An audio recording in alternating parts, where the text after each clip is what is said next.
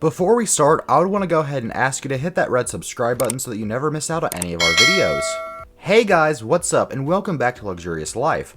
Ferruccio at a young age was already interested in all mechanical objects, which continued into his education, where he pursued and graduated with an engineering degree from the Technical University in Bologna. During the Second World War, he was actually stationed on the Greek island of Rhodes as a ground crew member of the Air Force. After his release from British captivity as a prisoner of war in 1946, Ferruccio Lamborghini opened a workshop near his hometown where he fixed vehicles similar to tractors from ex-military vehicles. Now, post-war, Italy suffered from a serious lack of agricultural machinery.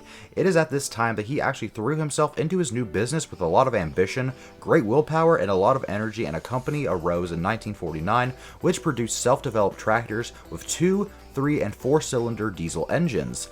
These were modular constructions with several interchangeable components, and in 1954 an engine with a direct injection was added.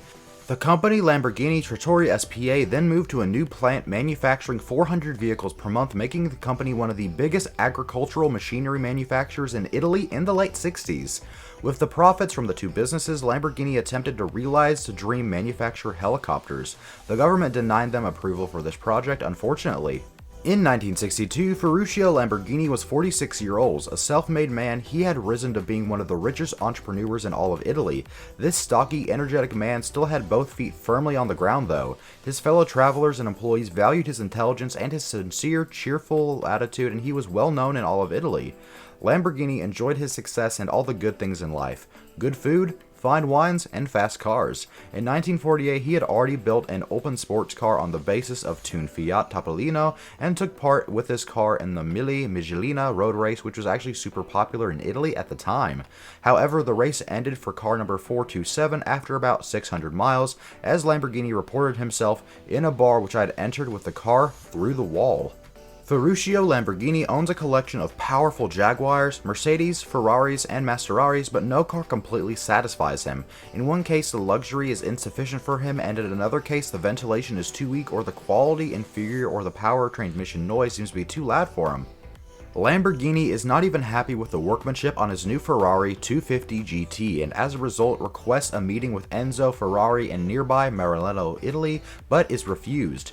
He has the GT taken to pieces by his engineers and recognizes that many of the parts used are just standard items. Lamborghini thinks that he could build such a sports car very much better himself, and realizes that if he were to do it without his expensive motorsport, he would even be able to open up a new, profitable business segment.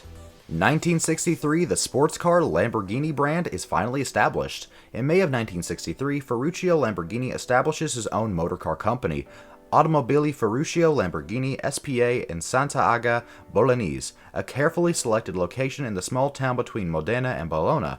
The ultra-modern plant in green meadow land with an area of 50,000 square meters had plenty of space to grow, and a location where the tractor and heating factory was not too far away. It was carefully selected because it was also in the middle of the Terra di Motieri engine country, home to the factories of Ferrari, Mastieri, or Ducati, and now Lamborghini as well. Although a highly qualified source of skilled workers from the sports car industry existed, the wage level was low because of the region was otherwise relatively structurally weak. Lamborghini gave the municipality an employment guarantee for his workers, and in return he received a long-term investment-free loan. The impatient boss exerted considerable pressure during the erection of the factory, and after just a year it was completed.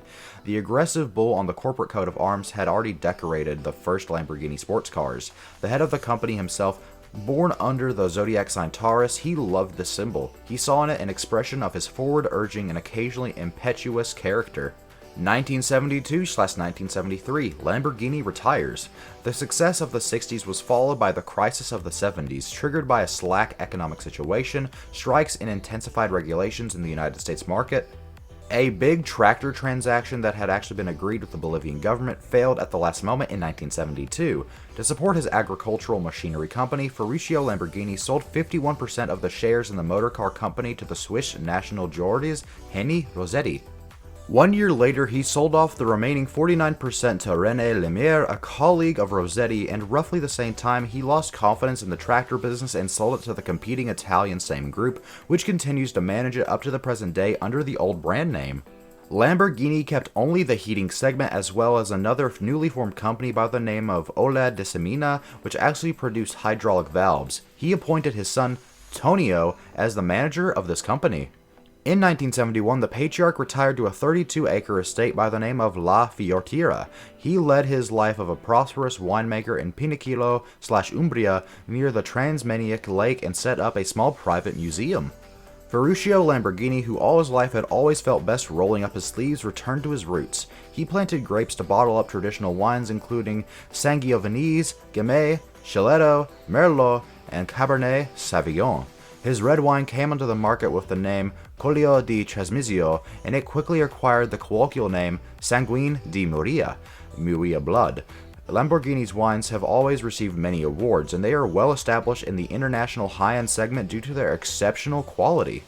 Ferruccio Lamborghini, who was awarded the title of Comodore and knighted Cavalier di Lavoro, Knight of Work, died of a heart attack on February 20th of 1993, and he was buried in his hometown.